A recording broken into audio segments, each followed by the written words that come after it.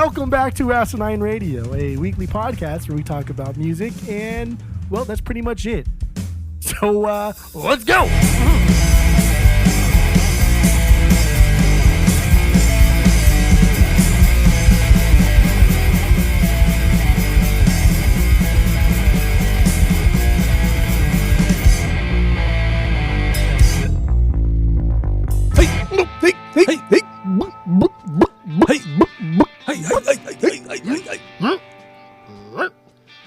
We're a bunch of buffoons.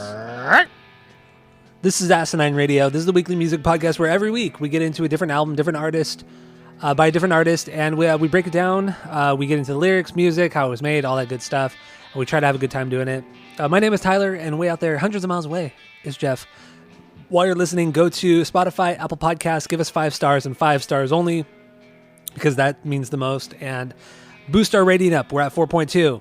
Get us to 5 stars. That's all we want. That's all we care about are the ratings. I don't know. All the social media is at Asinine Radio. Follow us, talk to us, hang out. So yeah, that's all I got for the boring intro.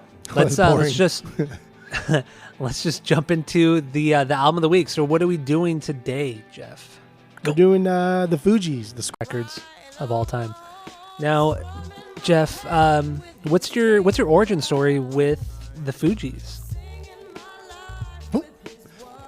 This song, Killing Me Softly, is my origin story with the Fugees. I never really liked it. Never really liked the Fugees. Honestly, until like very, very recently. I just, the 90s was, and we'll get into it later, but this era of the 90s was just, it was gangster rap. And me growing up, I only listened to gangster rap. I lived and died by it. That's all I listened to. And this shit that was, people were fucking singing and rapping, like, I don't got time for this. So I never... You with your Lowrider magazine. Yeah, dude, and my Adidas and my pulled up socks and my long dickies. Yeah, dude, I had no time for this shit. Straight out of Atwood. Yeah, dude. Fuck Atwood. Little posers over there. So I had no time for this. Never really cared for it. This, yeah. I didn't even get into it, honestly, until like this week. But I've liked Lauryn Hill's Only album for many years, and I have it on the vinyls, and I've had it for a while, and I absolutely love it. But I've never really gotten into the Fugees because I don't know. I really don't know why. To be honest, I just never did. I never did because I've always thought they sounded like this song, and they do and don't at the same time. So. Yeah. I guess my origin story is this song, and then really I've not got into them until like this week. Okay, that's great. That's wild, man. All right, my origin story is honestly, it's not really the Fugees. It's Lauryn Hill. It's her song Doo Wop. That song. I remember when that video came out on MTV, and I wasn't really into hip hop at all, and really pop at all. But I don't know, there was something about this song that I just thought, wow, this is really, really good. And being a teenage boy, I'm like, wow, she's really pretty. Oh, she's really hot. Yeah. 'Cause I think she's really pretty. But yeah, no, I just, that was the first thing I heard. And then I think probably Killing Me Softly sometime shortly after that, hearing that, because, when Doo Wop came out, that was fucking huge. That song was everywhere. And then I remember eventually hearing Killing Me Softly, and for the long time I thought Killing Me Softly was on the Miseducation, yeah. But then I think it was like maybe like mid 2000s I finally heard this Fugees record, and it was Tower Records. When I worked at Tower Records, that's when I first heard it, because there was a lot of hip hop, like a lot of people that I worked with that were super into hip hop, especially underground hip hop. And I remember they used to play the Fugees every once in a while, even though they're not really underground. But yeah, that was definitely the first time that I listened to the record in its entirety. And I've always liked it, and I've always wanted it on vinyl, but it's always one of those records where I see it all the time. Like even at Target, like it's some shit that they sell at Target and Walmart. So it's like, I know it's always there, so I still haven't bought it. But yeah, that's kind of my origin story with Fugees. That's crazy. So, yeah, I don't know. I never got into the Fugees. Never. Do you cared. remember when the Doo Wop song came out though? Yeah. Do you remember that video? Yeah. That video was like iconic too. That was a sick video. That thing. That thing. That's a banger. That's a certified banger right there. That little piano thing. The little ding, ding, ding, ding, ding. Ding, ding, ding, ding, ding, ding. Great. But, okay, so yeah, let's get into our first impressions on the score. So, I mean, considering, we're both fairly new. Like, I never got into them, like, super hard. But, yeah, what do you got? So we also listened to the debut albums by all three of the members, by Praz, True. Wyclef, and then Lauren, and then the two Fugees albums. Do you want to just, because I'm curious, I'll just give my 5, and then you give your 5, and then we can go forward. Let's do it. Okay. From the worst to the best. Worst to best. Okay, the worst is Praz for sure. That's hands down easy. It was kind of bad. It was that song Ghetto Superstar is fun. It is. It's a fun song, yeah. I listened to it strictly because of nostalgia and Maya. Dude, I was just like obsessed with Maya at that time. But it's so funny. The song's dumb. It's dumb. It's a really dumb song, but yeah, I think it's a lot of nostalgia. It has the same. Plus that movie Bulworth, dude. I fucking love that movie Bulworth. That was so good. I've never seen it. And that song reminds me of also the Money Ain't a Thing with Jermaine Dupri, like the top down screaming down Money Ain't a Thing. With I think it was Jay-Z was on that one too. Remember? I don't remember that. No, I don't remember that. So like those two songs are both very, very just, they're cheesy as fuck, dude. They're bad. But Praz's album, it was tough to get through. Didn't like it. Next up, I would probably say the Fugees' first album. And all my top 4 I would get on the vinyls. The Fugees' first album, just because it's not, it's a little too chaotic. It's a little too out there. It's not as focused as the score. Mm-hmm. But I don't think. Okay, so my third one is probably going to be Wyclef, but it's so fucking close to my number 2. Wyclef, man, that his first album is fucking unreal. It is so goddamn good. Dude, Wyclef, like the Fugees alone did so much for hip hop and so much for music, but that Wyclef's first album, man, he paved the way for so many people. Dude, Black Eyed Peas, fucking T-Pain, Akon, anybody that like can sing and then also rap. And then just do like any kind of like auto tune on their voice or dance in their music. Wyclef is like the person that kind of like started that thing, that thing. And then my number 2, the score. But again, that's very, very close. Very close with Wyclef's. Wyclef's could have passed up the score.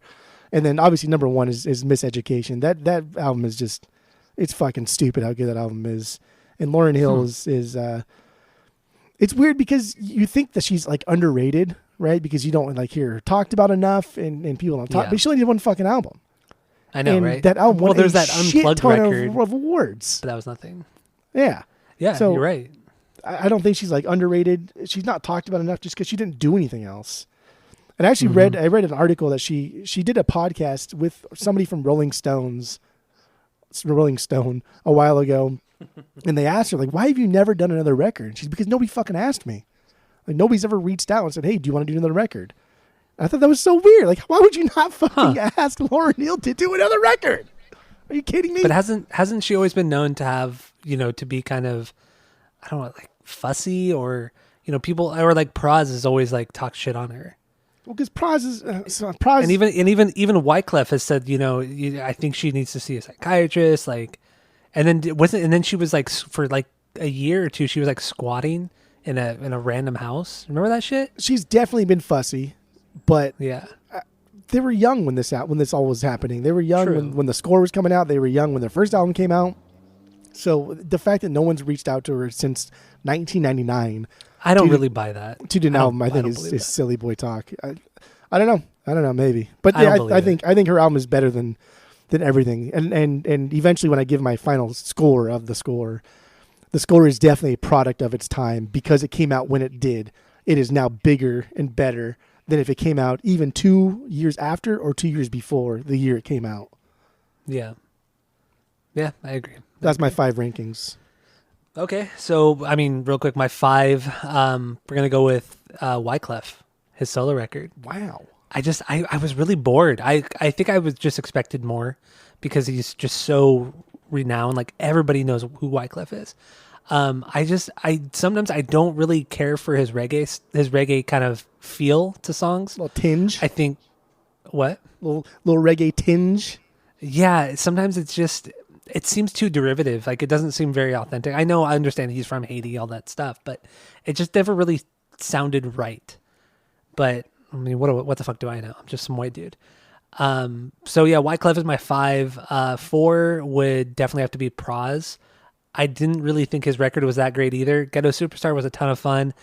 There was a lot of like 90s kind of, a lot of like that 90s R&B kind of feel to it, to the beats. I don't know. Both of them were kind of forgettable records. Those first solo records. The first, and then my number 3 is the first Fugees record. I think this is a good record. It sounds a little unfocused, but it gets the job done. I mean, Lauryn Hill, dude, she's incredible. I'm gonna say that so much, but yeah. So the first Fugees record is my number 3. My number 2 is, it's really a toss up. I right now it's gonna have to be The Score, is my number 2, and then I think Lauryn Hill's solo record, her only record, is better than The Score right now. I was blown away by it. It was so fucking good. So good. And much like you, I mean, both of them, both her solo record and the Fugees record, The Score, they are products of the time, but there's something about Lauryn Hill that transcends all that. Like, her voice, oh my God, her voice is just beautiful. Yeah. It really is, man. It's just, I've never really thought about her voice that much until this week when I was really listening to it. And she's amazing. She really is amazing. Yeah. It's remarkable. But anyway, yeah, those are my 5. But let's jump back into The Score. Where are we at? Killing Me Softly. Yeah, so we gave our first impressions. Let's talk about Killing Me Softly, because we already played it. And this is arguably the biggest hit they ever had, that she's ever had. Because I think this is bigger than Doo-Wop, I would imagine. Right? This is probably the biggest hit that any of them have ever had, for sure. Yeah. Outside of Hips Don't Lie, right? Good song. So good. Song is so good. Yeah, what do you got for Killing Me Softly? So, like, I just wrote down, like, my biggest banger, and then I wrote down top 5 Bs, and then I kind of just did high, mid-tier, low Bs, because, I don't know, I thought that was just easier, because I don't know these songs that well, so I couldn't go back and be like, oh, The Mask, yeah, this is better than The Beast, because I don't really remember The Beast that well, so I don't know him that well, so that's how I kind of rank these. Okay. Well, okay, so I have 6 Beyond bangers, and then I have one that's really riding the line of a stinker. Really riding that line. Okay. And then everything else is like a filler, is a banger. No, they're all just, well, the intro outros are filler bangers. They're completely unnecessary. And then, the rest are bangers. So. Okay. Well, Killing Me Softly is a top 5. It's just something that I would put in the top 5. It's iconic. It really is really, really, really good. It's easy to put this as your 1B. I wouldn't even like argue in any way, because this is like defining the Fugees in so many different ways. It's a perfect song. Yeah. It's a perfect cover. And Lauryn is just fucking like angelic, God tier on this song. And I've a little backstory, I guess, to the song itself, right? Recorded most famously by Roberta Flack. And I've come across this album multiple times, a lot of Roberta Flack, and I still have one in my collection. But I just never got into like the R&B stuff, and so I've never kept the Killing Me Softly album that she did. I don't really like it. I don't get it. But I listened to like live versions that she did, and it's really, really good. But it's not this good. It's not Fugees Killing Me Softly good, because there's just something about like Lauryn Hill's delivery where it sounds real, it sounds painful, and you get those little Wyclef moments where he throws in his little Flavor Flav hype man, and it's good. It's just enough, but it's not too much to be annoying. And that beat drops so fucking hard. You get that kind of I don't know what it is. It's some sort of guitar pipe. I don't know what it is. That Chinese lute instrument. I don't know. Yeah. But that bam, bam, bam, I don't even know how it goes. However it goes. And then the beat just drops super fucking hard. The acapella to that transition to the beat, and then they're just like kind of like subtly hyping each other up. They're like, yeah, 1, 1, 2. It's just like, it's just so stupid. It's so 90s. I don't know, man. It's so 90s R&B, and I love it. And goddamn, her voice is just angelic. I mean, that's the best way to describe it. I mean, I think she's just. I was so blown away this week. Honestly, I cannot give her enough credit for her voice, not just her singing voice, but her rapping as well. But I'll get into that in a little bit because this song is just about her beautiful voice. It's so fucking good, man. It's a fucking perfect song. In 1996, man, this is coming out. In 1996 was arguably like the biggest year in hip hop history. Just we're getting all of it's at the height of the East Coast versus West Coast feud. Pac dies in 96. Snoop Dogg holds like a fucking summit to bring all these other rappers together to try and quell the animosity and bring peace. And then months later, Biggie dies. And so this year was just insane. There were so many great albums dropped in 96, and it was just nobody saw the Fugees coming. Didn't AT-Aliens come out in 96 as well? That was like I think that was 96, yeah. I think it was like I mean, just another example of great hip hop coming out that year.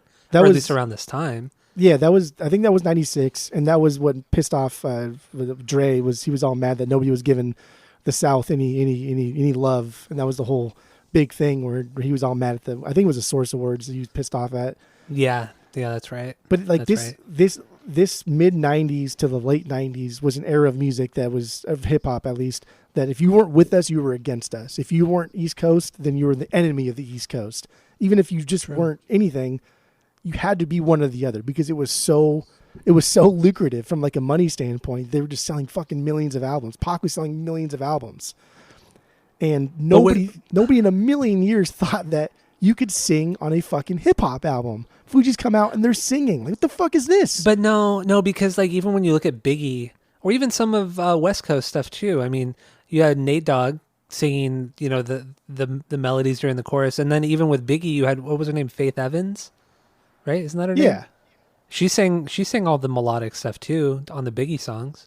But those, so I mean, it's not unheard of. No. She's not part of the artist that is Biggie, Notorious B.I.G. True. No, you're right. This is an artist. This is their concept. This is what they are putting forth, and there are no harms like the Fugees here. Killing Me Softly is 100% a singing song. This is an R&B song from a otherwise hip hop group. So yeah, there are little pockets here and there. But even like California Love, right? The California Love, that's after this album came out. So like was lot it of really? Yeah. Like there's a lot of things that people are singing on. And yeah, Dre and fucking Big Boy were singing, but nobody cared about the South. Nobody cared unless you're East Coast and West Coast. And so the Fugees dropping this album coming from the East Coast, who weren't a part of like the native tongues, who weren't a part of like the conscious underground hip hop movement era. They're big names, and Praz was already producing things for bigger people. This is the same year that he produced Redman's album Muddy Waters, and so he's already like full into the production aspect of it. So he's already full into the East Coast part of it, right? Because the Wu-Tang is East Coast, even though they weren't directly involved in the bickering. But like, my God, this is crazy. So I want to know your opinion on this though. Like Wu-Tang, yes, I know they're New York, they're East Coast obviously, but I feel like they were never a part of that feud. The same way, what was it, Big Boy Entertainment with P Diddy and Biggie and stuff. Like Wu-Tang were never really a part of that. They kept more under the radar, more underground. Well, right? Don't forget. So like the feud was for sure. You can boil it down to Death Row versus Big Boy. Yeah. And then, but like Wu-Tang, because they're too busy fighting with themselves. They're too like RZA and GZA and You God and Ghostface. They're all fighting with each other, and so that whatever. But yeah, they were a part of East Coast. They repped East Coast. They were East Coast boys. They were from the projects. That's what they did. But I think they didn't take the side of West Coast, and so therefore they were clumped in together with the East Coast stuff. Which is so silly. The whole thing is entirely stupid. Well, it's silly now, but like people were dying. Like people were getting killed over this stuff. And that's even sillier. And it's not even just people were getting killed, but like police were involved in possible scandals, cover-ups, murders. Yeah. And so like this is bigger than music. This is like I don't. This is like genre. This is era defining. This is decade defining in just American history. It is unreal how entrenched the LAPD was into this East Coast West Coast feud. Even still to this day, there's still conspiracies out there about who actually killed Biggie or who killed Pac, and whether or not the LAPD was even involved in the murders of these people. Which I guess at that point it would be just like an execution. True. Yeah, but anyway, this all boils down to like the Fugees. The Fugees releasing an album that has a ton of singing, and it's weird. It's weird. Mm-hmm. It's a breath of fresh air.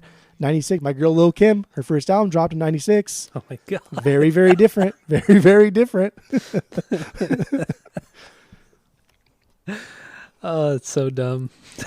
Man, what a time. What a fucking time. It's just unreal. And then like the strategically releasing the different singles, right? Because Killing Me Softly was early 96, but then Ready or Not and then No Woman No Cry were released. No Woman No Cry for sure was released after Pac died.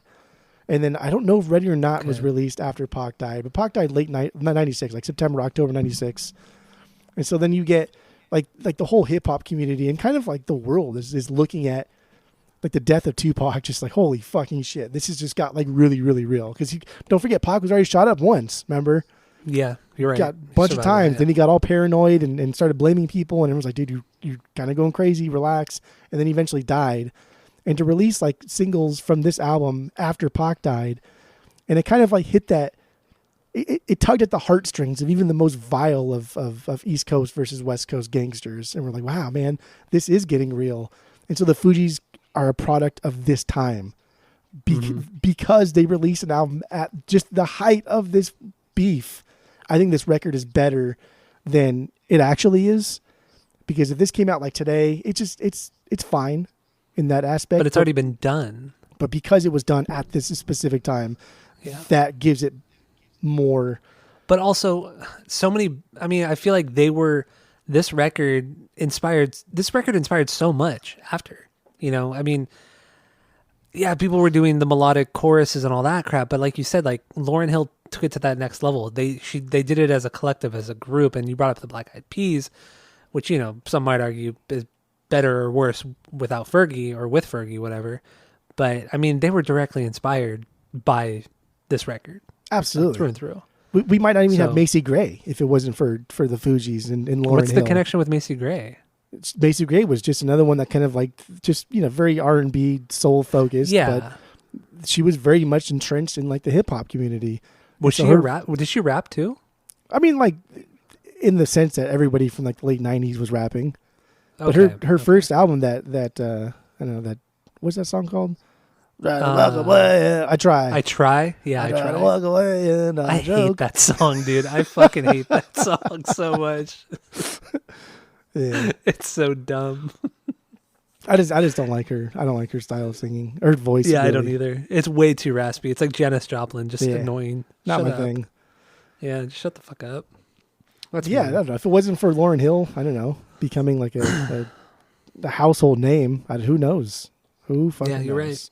She, you know, I mean, oh God, when you really think about it too, she only put out one record, so she doesn't get the recognition that she deserves. But somebody like Beyonce, who's obviously a great singer, but Beyonce like is just praised and loved when, dude, Lauryn Hill did it so much better. Like you listen to Miseducation, you listen to that and listen to any Beyonce record, any Destiny's Child record, and I listen to a lot of them, and they all pale in comparison to that Lauryn Hill record.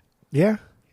I mean, I understand like some of it is more pop based than R&B with Beyonce, but still, man, Lauryn Hill is leaps and bounds.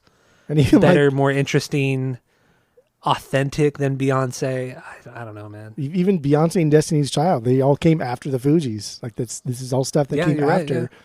Right, I just don't think anybody wanted to fuck around in any capacity. If you wanted to produce an album or be a new artist during the height of the gangster rap era, I just think it was just suicide. Like you couldn't do it. You couldn't compete with that kind of publicity.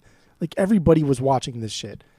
Like all of these gang shootings, it was romanticized in a time. Maybe a lot of it in the media, or a lot of it was just burnout. People were burnt out by gangster rap, because you had NWA in 1989, 1988. Nah, the world fucking loves gangsters, dude. But at some point you have to. Everybody gets exhausted by a music genre. They were exhausted by grunge, by punk, by hair metal. It all runs its course. Blues rock, people that ran its course too. But none of that everything crossed runs its into course. Actual real world application. None of those started fucking killing each other in the streets. Well, none of that stuff was entrenched in police brutality, and none of that stuff was a part of society the way hip hop has been. No, I understand that, but you could still be exhausted. You could still be mentally exhausted from seeing the same bullshit that was going on between the East and West Coast rivalry. I think had Pac and Biggie not died, then yes, it would have been exhausting. But I think you cannot write a better soap opera than gangster rap, feuding, culminating to the point where people are now dying. You can't write better scripts than that. And maybe it's all a script. Maybe Biggie and Tupac are still alive, and this is all a publicity stunt. That's a huge. There's plenty of conspiracies out there still to this day that say that. Yes. And there are also conspiracies that Elvis is still alive. So nobody gives a fuck about Elvis. Who cares? Fuck Elvis. Yeah, seriously. All right. So "Killing Me Softly." Do we have anything else on this one? No. Good song. Top 5. Was it a B for you? Yeah, this is my 3B. Okay. My 3B. Good. Let's go to your borderline stinker. Oh, it's "No Woman, No Cry." Oh God! Why? It's like a dog begging, cheesy. There's that, and it's just not very good. It really isn't. Like I was saying before, I think Wyclef tries a little hard, and it doesn't sound to me very authentic. I understand it is because of where he's from, but it just sounds too derivative, man. I can't. And just of all the Marley songs to do, this is just one of his biggest hits, which he didn't even write, which I didn't know until this week. But I didn't know that either. But yeah, I thought it was cheesy. It was lame. I don't know. I agree. This is I still put this as a B. It's a low B. It is my lowest of the lows because it's easy, dude. Like you can't fuck this song up, dude. "No Woman, No Cry." It is so catchy. It is so iconic. Like you can't fuck it up. Even the Marley version, I don't really care. I've never really cared for. It's still a solid song. It's a great pop song. It's a fantastic pop song. It's fine. I still think it's one of his weaker songs. I mean, he has better songs, but it's still a great song. Okay. You're crazy. Don't be crazy.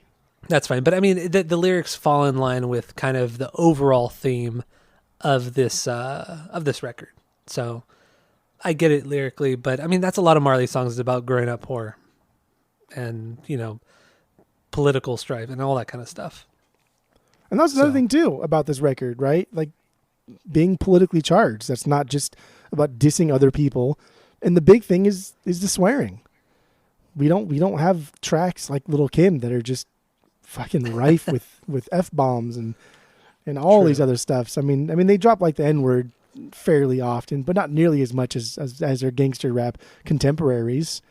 And there's like hardly any cussing in this. And there's one song on here too where Lauryn Hill even says, "I'm gonna say it just so all you other fucking idiots understand." And she says like "fuck you" or something like that, which is like one of the few times she cusses on the album. Which is, it's the complete opposite of any, like you said, of any gangster rap. And it's just, dude, like when she speaks, you fucking listen. And I know, right? And even me, God, the command in her voice is insane. Every aspect of it. Yeah, every fucking aspect. Everything she says, every word she speaks, you hold on to in a way like Chuck D and when Killer Mike comes in. Yeah, like every time she speaks, you listen, and she's not even like aggressive, really. Overtly, it's like a subtle aggression. Yeah, like you're kind of on the edge of your seat listening to her as well. Like I wanted to compare her to Killer Mike because Killer Mike he's a versatile rapper, and so is Lauryn Hill. She does a lot of different things with her flow, with her rapping, on top of the actual singing. Which obviously Killer Mike doesn't sing, but when it comes to the rapping, I like the versatility of the two artists. Her and yeah, dude, she's amazing.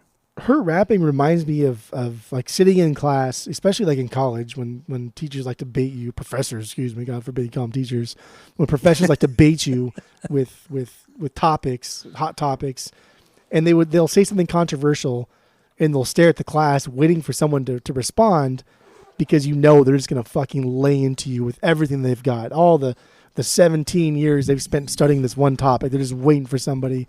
That's what Lauryn Hill sounds like to me. She's just fucking waiting for someone to step up to her just so she can annihilate you. I do want to say, though, I was a little disappointed by the lyrics. I mean, there are a lot of words, for sure, a lot of words on this record. But, I'd say almost half of the record is about taking down other MCs, other rappers, which is fine, but it's just like this record is known for its politically charged lyrics and all that kind of stuff, but I was expecting more. I really was expecting more. Something a little bit more aggressive. There's a lot here. There's a lot of name dropping. There's a lot of name dropping, really. A lot of name dropping, a lot of references, not only to like the 90s, but just to other things as well. And that's fine, but that just ends up becoming a word salad. Like unless you really understand every reference, it's not going to hit the same way. It really isn't. It's great if you know everything, but most people don't. So, like me. So that's why we're here. Some of this shit fell flat. That's why we're here. That's why we're here, dude. Well, I don't know about that, dude. What's your 1B? Because I have a strict 1B. There's 1B and then everything else. I have a top 5. This song blew me away because I don't remember ever really hearing it, even when I listened to this record. But it's How Many Mics, the second song. Ooh.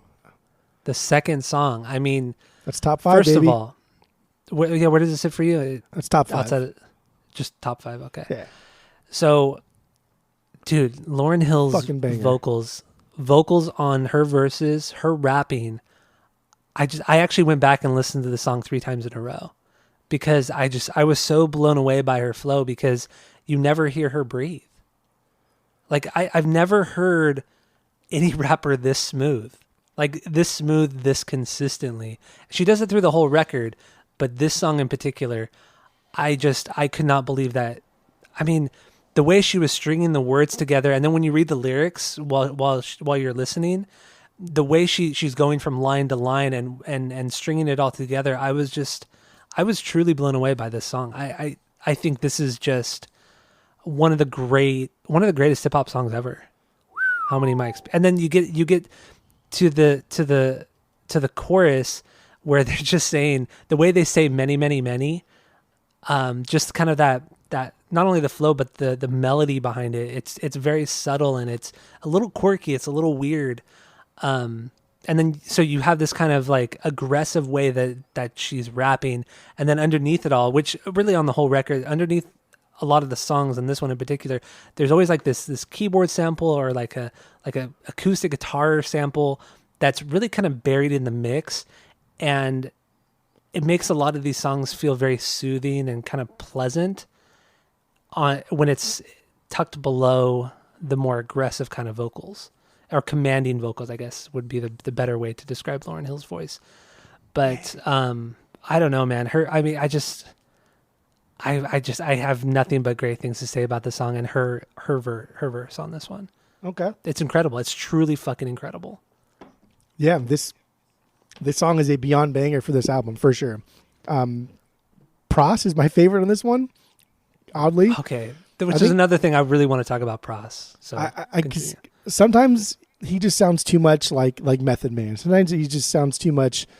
I'm just like, okay, you just got like the Wu-Tang thing going on here with the aggressive, like, you just gutter all your voices. Okay, whatever. But damn, dude, his verse drops hard in this one. And it's got like a very unique flow to it compared to Wyclef and Lauren's previous ones. But dude, the beat in this one, and I kept telling you to listen to this fucking record. I didn't know this was going to happen, but I gave you this one for free, and I kept telling you to listen to this record. But that Ramsey Lewis album, that Funky Serenity. I still have it, but I haven't listened to it yet. Dude, like half of the samples from this album are taken from that record.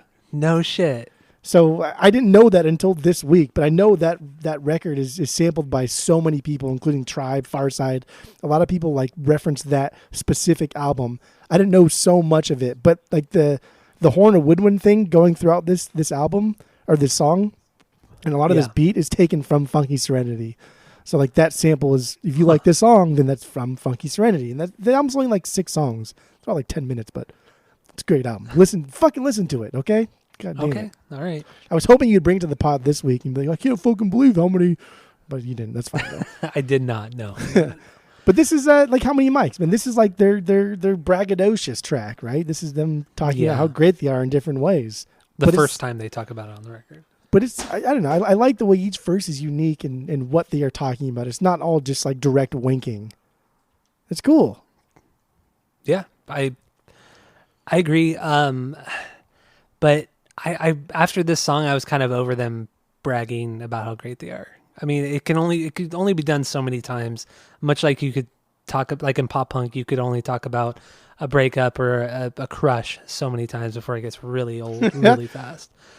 So, because there's like no substance to it, there really isn't. It's just they're more like just diss tracks and it's stale. It's really about like what you can do with how you're doing it. And like Lauren has some cool lines. The whole "me without a mic" is like a beat without a snare. I thought that was cool. Mm-hmm. That was fun. And like it's all hype, and that's fine. Praz, the way his delivery was my favorite part. His verse is just rife with pop culture references, whatever. But Wyclef had a lot of history in his fucking verse. His verse awesome, was so good. And I liked this a lot. I just like dove deep into it and was like looking up all this stuff about it, and it was fun. It was cool. Yeah, so I didn't take like a huge dive into his verse, like, or like, you know, some of the stuff, but the whole, I think it was like the Harlem riots of like 1991 or something like that. Yeah, the Crown Heights riots. Crown Heights, right? Yeah, I had never ever heard of that, but it was like this fight between the Jewish community and the African American community, and there was like this looting and riots for days, and there was this big fucking thing. And honestly, dude, I never fucking heard of this. It's wild. But he makes like several references to you know, Judaism with the Mazel Tov thing. And, you know, well, the line is "run through Crown Heights screaming out Mazel Tov." And I'm like, what the fuck does that mean? So I looked at the little genius annotation, then I saw what it was. And I'm like, oh, okay. So then I looked up a little bit. But dude, the riots were like gnarly. It started because there was an accident in the middle of the intersection. And it killed a little kid. But like the Jewish community, I guess, had private ambulances, and so it was like a Jewish guy ran over like a black kid or something, and the Jewish guy was put into a private ambulance, whereas like the whatever city was, a Jersey ambulance didn't get there until 3-4 minutes later, which is already way too late. And I guess just like the have and have nots, the proletarian and bourgeoisie thing took over, and it culminated into like a 3-day insane riot. And it even got to like fucking Rodney King status, to where there was a Sicilian guy who just had a long white beard that was driving through Crown Heights, and just because he kind of he had like that Jewish look to him because of the big long white beard, he was pulled from his car, beaten to death, and it was absolutely horrible, and it was just so tensions terrible. were super high, and so Wyclef saying that he's going to run through Crown Heights yelling Mazel Tov, but then later on he says that he's, before he's black, he's human, which means like his intentions is to unite all people, which is kind of cool. And that kind of like, it kind of like goes back to when he's going to roll through Crown Heights yelling Mazel Tov. You know, you hear like Mazel Tov, you would think that the black community is going to look out and be like, who is this? And like, oh, it's a black guy yelling that. What the fuck? And vice versa. Like the Jewish community is going to look out and like, oh, that's a black guy yelling Mazel Tov, bridging the gaps, trying to do something in the height of the gangster rap era. Yeah. Silly, Calling but for it's peace. fucking dope, dude. It's so cool. Love it. Absolutely love it. And actually, like throwing it back to Bob Marley a little bit, I didn't know this, but Lauryn Hill was in a relationship with Bob Marley's son, one of his sons. They had like 5 kids together. Yeah, fuck ton of kids. They were together for like 15 years, and they had 5 kids. I had no idea that she had any sort of relation with the Marley family. But I don't know. I thought that was an interesting little tidbit.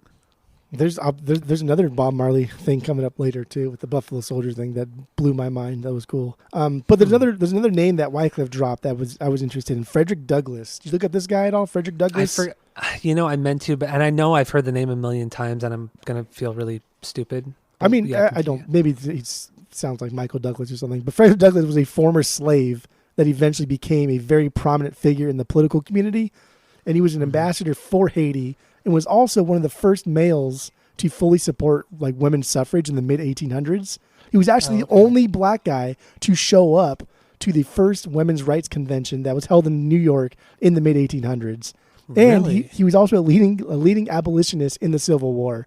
So this guy went from slave to like fighting the slave owners and like leading his own group of soldiers in the Civil War.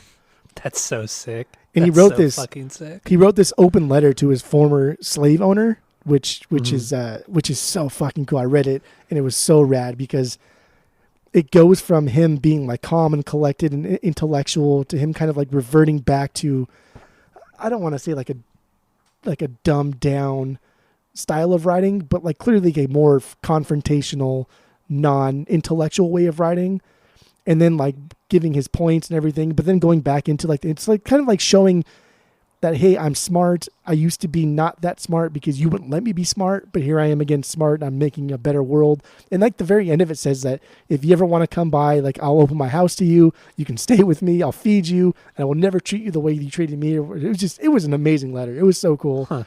And to see like that kind of reference that Wyclef is throwing out in an era of the height of the gangster rap. So like all these songs, I really took with. Like, don't forget, this is the height of the gangster rap era. This is the height of the gangster rap era. If you were not gangster rap, if you were not with us, you were against us. If you're not East Coast, you're West Coast. And I thought that was cool. I like that. I agree with you on that. So let's play a little bit of Too Many Mics, or How Many Mics. Jesus. And then we'll wrap this song up and then move on to the next. So here it is, How Many Mics from Fugees. God, and listening to it again, her flow is so good. Like even you can't hear her breathe because she's still talking when she's breathing in. Like she can do whatever she wants. Man. She like literally just does whatever she wants. God, she's so amazing. She's fucking so good, man. And that opening line that she says, like they're already pissed off. Like the Fugees are already upset that like why are you all in the gangster rap community? Like, why are you so focused on trying to be something for the wrong reason? Like, why do you want to be famous just to be an asshole? Yeah. Like, that's kind of like the overall concept of the score was they're mad at the beef. They're mad at the East Coast versus West Coast. They're mad at the minorities killing each other when the people in power are the ones that you should be fucking worried about. And that's still like something that rings true like to this day. Like why fight each other when the haves are still oppressing everybody? Oh, that's a whole nother fucking rabbit hole that I don't want to go down. Dude, even just like the cover of the album too, like Lauren's in the middle and then you got Praz and Wyclef on the sides and just, oh, it's so good. Kind of the darkness and I love that album cover. It's so cool. It's so good. It's so great in its simplicity. And there's like a lot of people that are upset when black people are portrayed in movies and you can't see their face because the lighting's just not conducive to their skin tone. And so there's like when you see Jordan Peele's movies where like everybody's clear as day, and it's like it's not that hard just to put extra fucking light where the light needs to be. And like it's cool that the score, right, with the very very dark black backdrop, but their faces are still vibrant. You can see all of like, they don't really have any wrinkles because they're young. Lauryn Hill's gorgeous, but you can see all of the crevices in their faces, and you can see everything. It's like it's not that hard. You know, I didn't realize until this week, but the how the cover is also a play on The Godfather. Like with right? Yeah. Or am I crazy? Like I think even the font, the font and everything, and just how simple the cover is, because The Godfather, the whole thing is very just simple looking. I think there's even like posters or some sort of promo out there where, you know, it's Michael Corleone and right? Or am I crazy? I think the font in The Godfather itself, something in the font in The Godfather, there's a long line like the Fugees, the F on the Fugees, and the line goes all the way across. Yeah. I think in The Godfather there's something, maybe even the F in The Godfather, it goes all the way across. Maybe I'm thinking The Sopranos? No. Or am I thinking The Godfather? No, you definitely think The Godfather. Okay. Well, yeah, because Sopranos came out after this, but I don't know. Whatever. So good. Regardless, I think the cover is really, really cool because of the simplicity of it all. But How Many Mics, lyrically, yeah, I mean, this is more of just like a diss track. And you know, we haven't really talked too much about Praz, and rightfully so. I mean, there's no reason for him, honestly. He's the black sheep of the group for sure. He is. He had the most to do with the production, though, besides the actual producers. He was already producing stuff. He was already producing music. And he was kind of the guy that got everybody together. He was like the mediator, especially between Lauryn Hill and Wyclef at this time. So there was a reason that he was there. But he's definitely the weakest member. He is. I mean, and I don't know if you noticed, but he's the last verse on every song. He never leads, and he's always the last. And when you kind of look at it too, outside of the few songs where, you know, Killing Me Softly is just Lauryn Hill, No Woman No Cry is just Wyclef, but any other song where it's the three of them, it's generally Wyclef, Lauryn, and then Praz. Praz is always last, but most of the time it's Wyclef and then Lauryn, which I thought was really interesting. I think that's just because he's putting in more emphasis on like helping produce this album, on being like the executive producer and making sure that Lauryn is in the front, because obviously that's the biggest part of this group is Lauryn, her voice, her personality, her larger than life persona. Like that's what makes the Fugees. You can survive without Praz and you can survive without Wyclef, but you're not going to survive without Lauryn Hill. No, you're right. It wouldn't even be Fugees. It would sound, she's so important to this group. But everything that I read seemed like Praz was like the guy that really made everybody work. Like him and Wyclef really got into the production aspect of it, and I think like Wyclef really dove into it on a semantic base because he really wanted to learn how to do things, and that's what spurred his solo album. But Praz was the one that was already producing albums, like I mentioned with the Red Man. He was already doing things, so he was kind of teaching with the Redmen. So he's kind of teaching Wyclef what to do, and I don't know.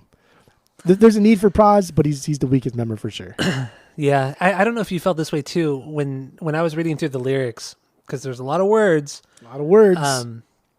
And every song, you know, if it's a song just about, you know, destroying all the other MCs out there, you know, by the time you get to Praz's verse, I just feel like I'm just exhausted about reading it, because at that point I've read two verses that are virtually identical to one another with Wyclef and Lauryn's verse, and then you get to Praz and you're just not adding anything more. Like if you're going to do the third verse, the last verse, just wrap it up with something unique, wrap it up with like, I don't know, man. I thought, you know, musically, vocally, lyrically, he's so unnecessary. But I mean, I do understand from a production standpoint, he was important, but outside of that, man, every aspect of Praz on this record is completely unnecessary.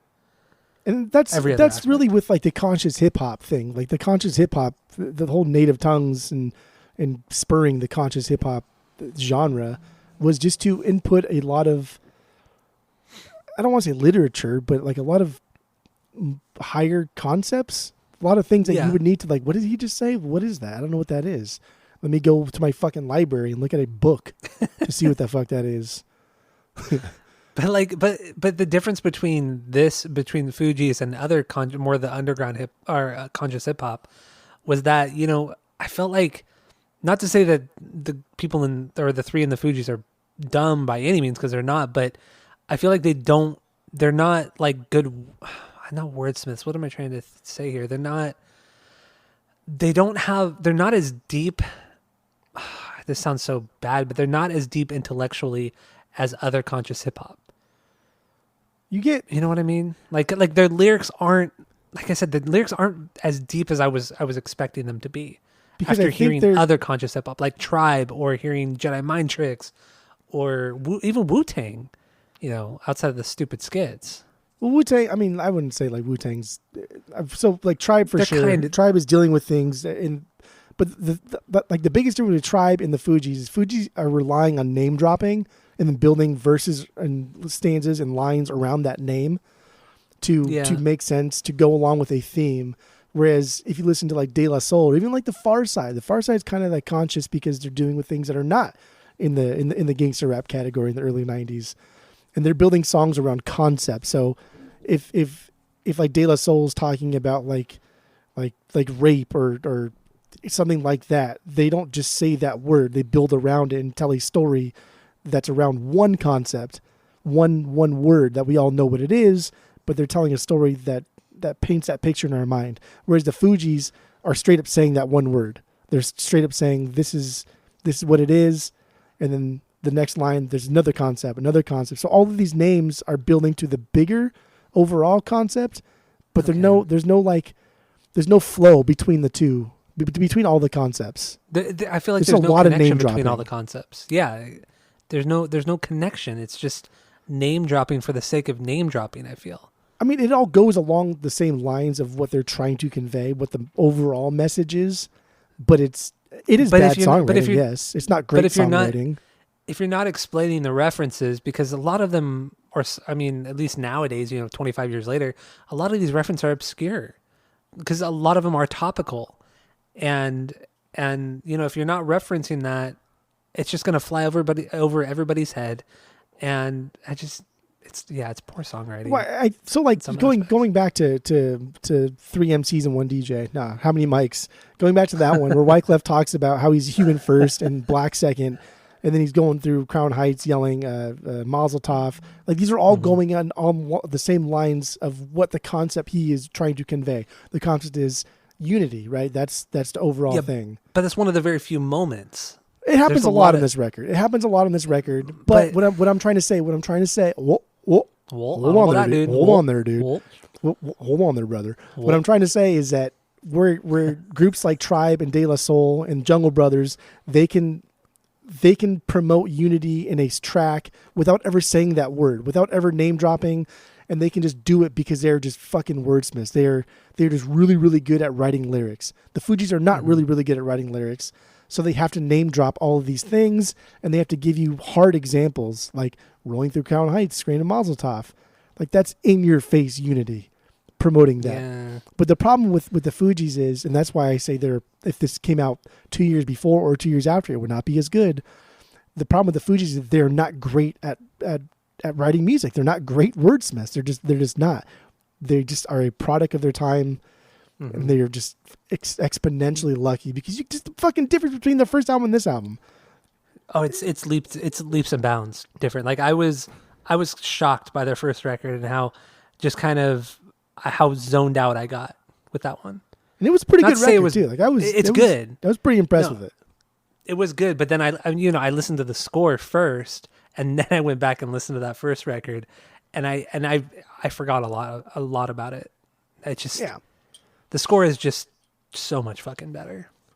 This album is great, and I'm not wrapping it up. I'm just giving a little teaser. But this album is great, but it's very much of its time. It's very much of its time, but with Lauryn Hill. Yeah. Like if Lauryn Hill wasn't here, this would be any run of the mill conscious hip hop from the mid '90s. It really would have.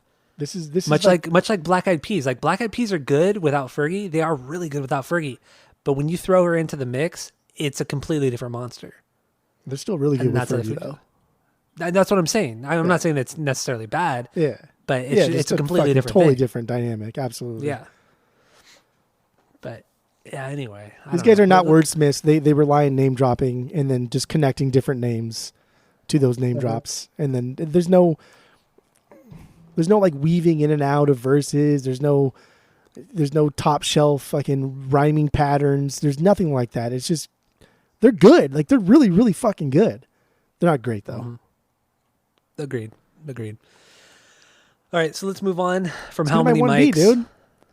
What? What is your 1B yet? Zealots. Really? Zealots is my 1B, baby. Zealots is my 6B. Okay. That's all right. Yeah.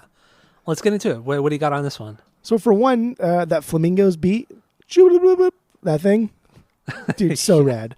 And that's a song that, like, I think they played it in Bronx Tale and I'm still searching for that one on the vinyls. I've just dude, the past ever since I worked at this bar, I've just been in this weird 50s boardwalk mood. And every morning that I open, I always put the 50s boardwalk soundtrack on. It's just on Spotify. I just 50s, all out 50s. And it's just time capsule of music. I mean, this is just a fucking beat alone in Zealots too. Like the 50s music is just like this time capsule. And I mean, the more you read into the 50s, it wasn't that great of a time. But like for me, the emotion that it evokes is just this time capsule of safeness. It just feels safe because it's so far beyond my time that it's like oldies, but it's like oldies. It's like my mom listening to oldies.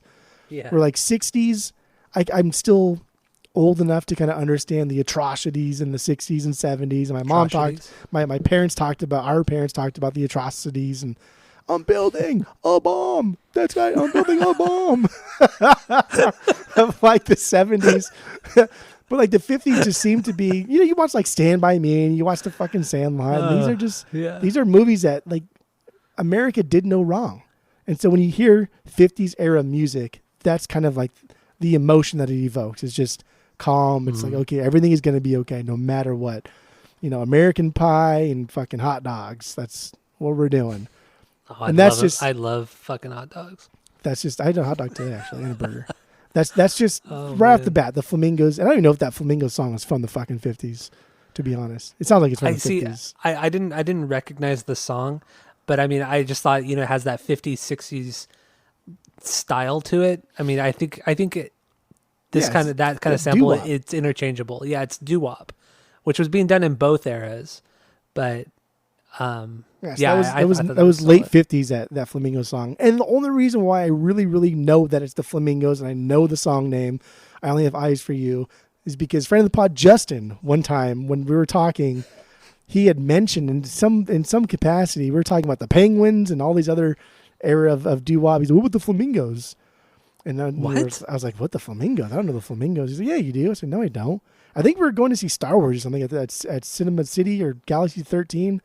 Oh, this is a long time ago. Yeah, and I was like, I was like, I don't know the song, dude. He's like, yeah, you do. And then I was like, sing it. He's like, and all he did was,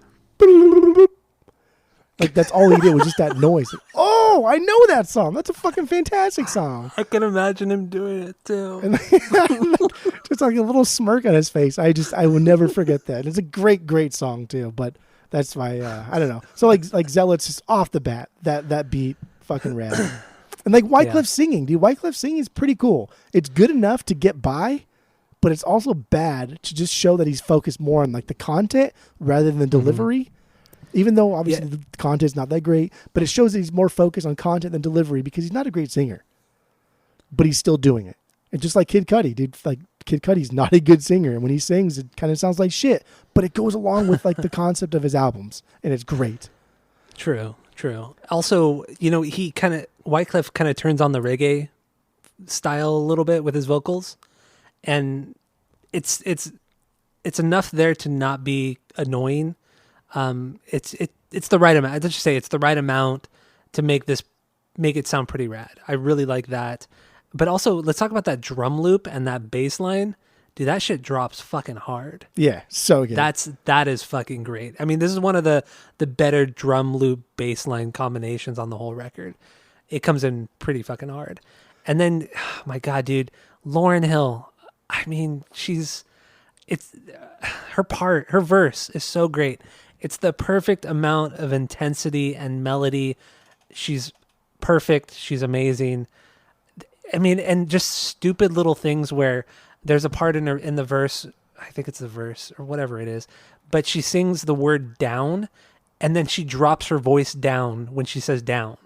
And then she brings it back up to the normal, whatever, not range, but whatever it is.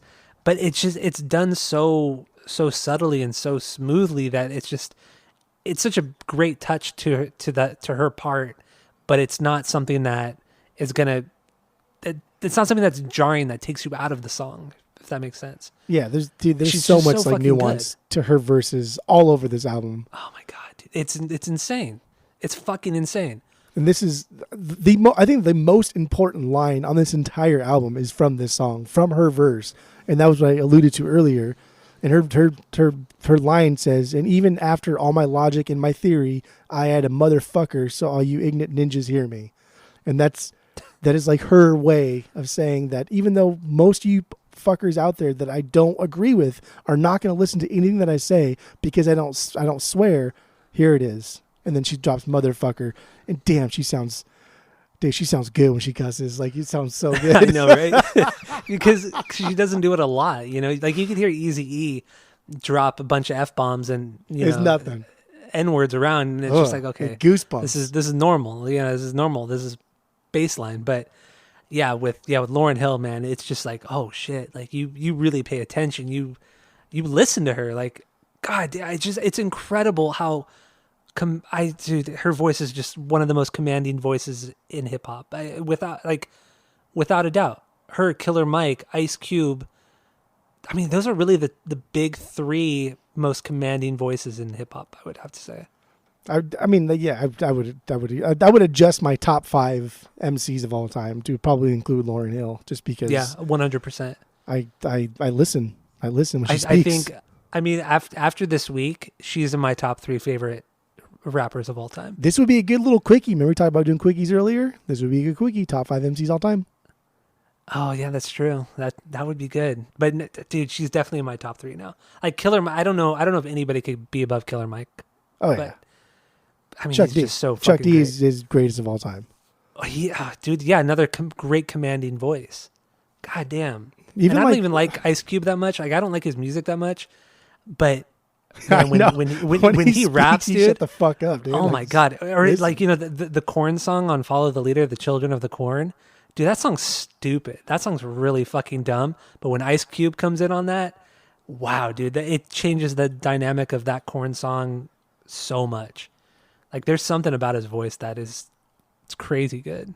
Some people just have voices that just I don't know, man. They just like act like Barack Obama had a voice that I thought was like, damn, dude, it's very soothing. You have a very soothing, commanding voice. I like it. I think with Obama, he paused a lot. You know, like he would say one sentence and then there'd be a like long pause. Brooklyn Nine-Nine, like you're pouring the water out.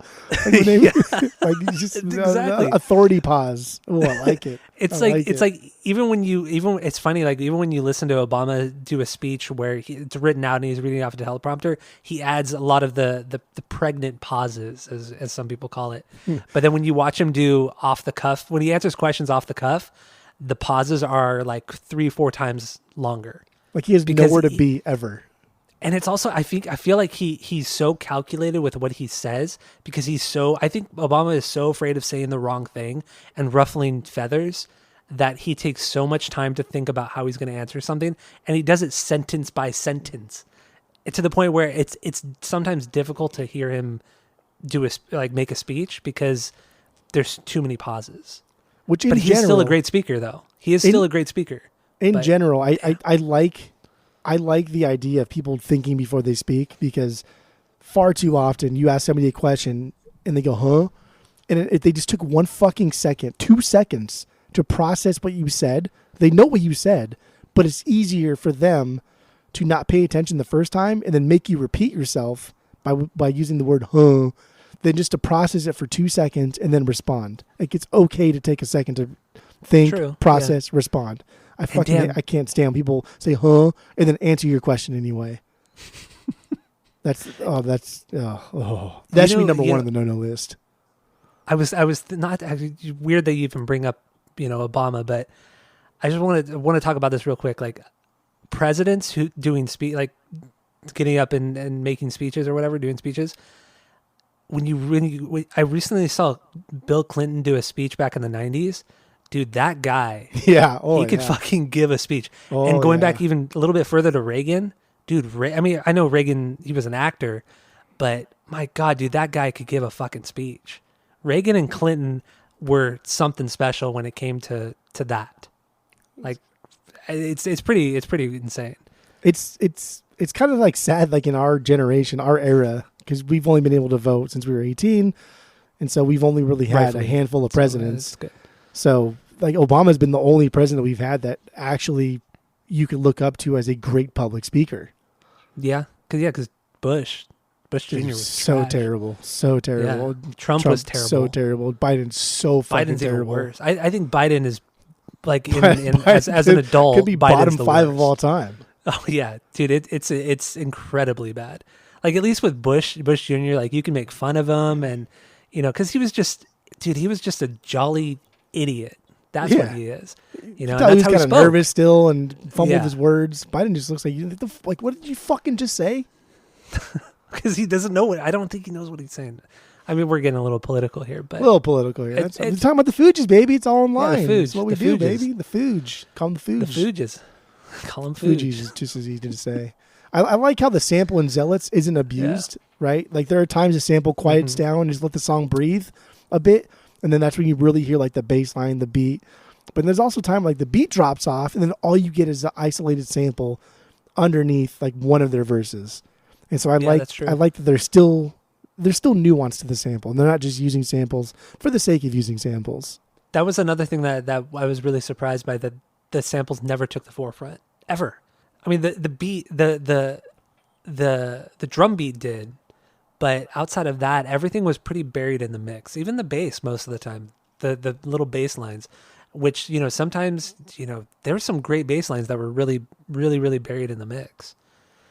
But it's fine because I mean, when you have Lauryn Hill, in the forefront, you don't want anything to get in the way of her voice. Dude, Lauryn Hill's like quoting fucking MLK in his speech, and it's just like, damn, man, you are. She's pretty good. She's amazing. Like pretty good. Yeah, dude, she's unreal, man. So, but I like Wyclef's fucking for verse 2 though. He had a lot of cool little things in there that I like to look up and reading about was fun. Yeah, I mean, there was just so much, and I was a little overwhelmed by some of this. But I don't know, just because the reference, I didn't get a lot of the references because they were way before my time. I mean, he mentioned this story from ancient like Greece or Rome. I don't know what it was, one of the two. Demacules, which was this peasant or this messenger was talking to this king Demacules, and he's like, "Oh, dude, you're so dope that you're king. That'd be awesome." And the king's like, "All right, you want to do it for a day? Come do it."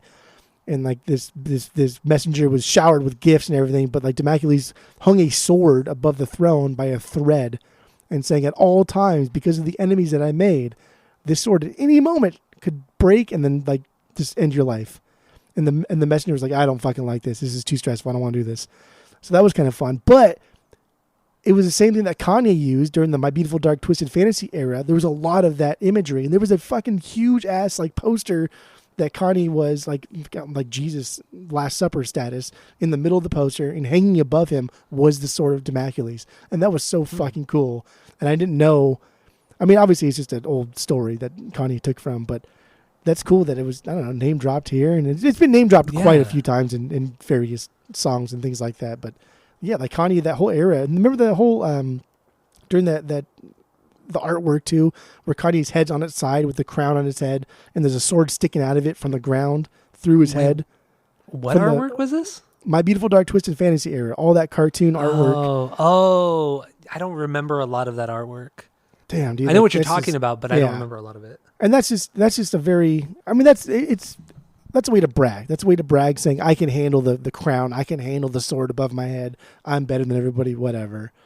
But then he tells people that Wyclef says people's raps are cacophonic. I was like, what the fuck does that mean? So I looked that up, and cacophonic just means like shit sounds unpleasant. It's contrasted with euphonic, and in poetry both can be effective. So like cacophonic is unpleasant. Words like moist or scab or knuckle, like things just sound kind of gross, you know? But then like contrasted with euphonic words like daisy and flower, like those words just sound nicer. But like both can be used effectively. You can use like cacophonic phrasings and words to get your point across, to drive the point home. And Wyclef kind of does it in the verse. Not quite as great as somebody like Killer Mike would do, or anybody else that's a really, really good lyricist. Yeah. But I like where his head's at. But mind you, this was 25 years ago. This wasn't that is true. RTJ4 2 years ago.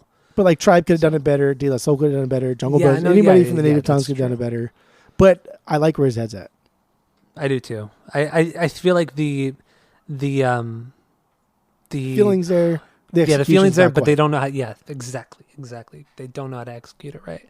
This is good. This is good stuff. Good. So let's play a little bit of Zealots, and then we'll move on to our next banger. So here it is, Zealots from the Fugees.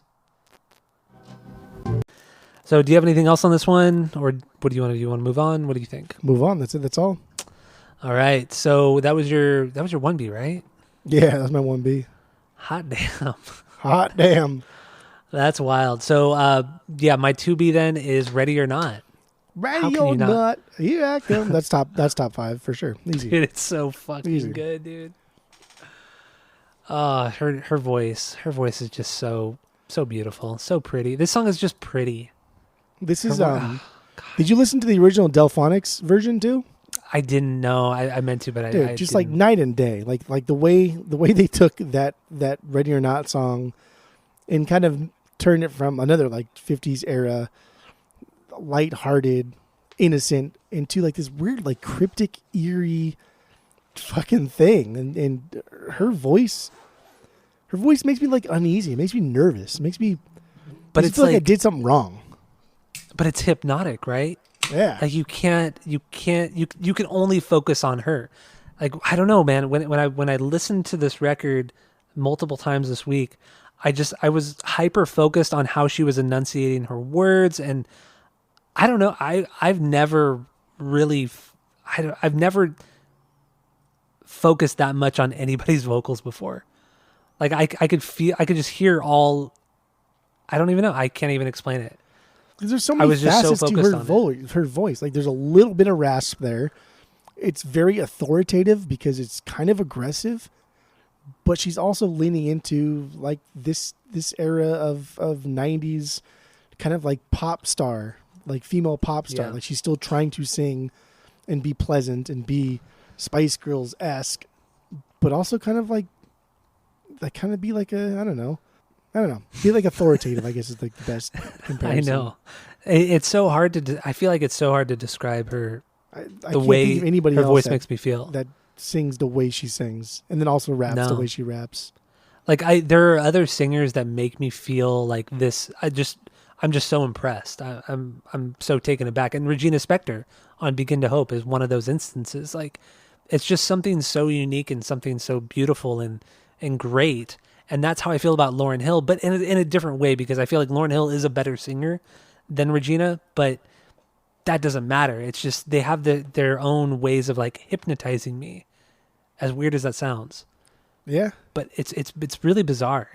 I don't know. This week was very, very strange. Because I mean this record and her solo record just blew my mind. They really did. Especially that solo record. That was really cool. So good.